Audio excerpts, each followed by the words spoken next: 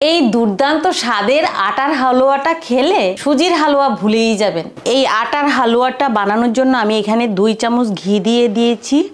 এখন মেল্ট হয়ে গেছে। এরকম মেজারমেন্ট কাপের 1 কাপ দিয়ে দিয়েছি আটা। আপনারা বলতে পারেন যে আটা দিয়েও হালুয়া খাওয়া যায়। হ্যাঁ, আটা দিয়েও হালুয়া খাওয়া যায়, সুজির থেকেও টেস্টি হয় বেশি। 1 চুটকি নুন দেবেন।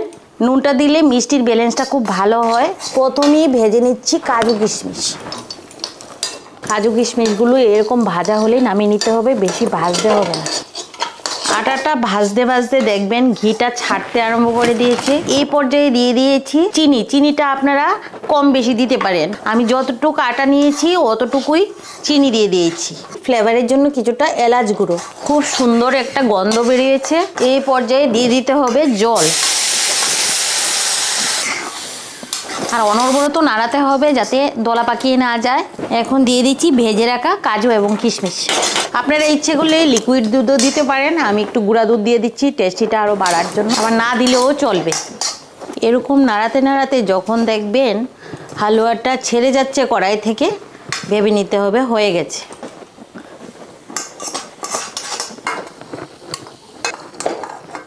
এই হালুয়াটা আপনারা নিরামিষ দিনেও করতে পারেন এবং ঠাকুরকেও বানিয়ে নিবেদন করতে পারেন।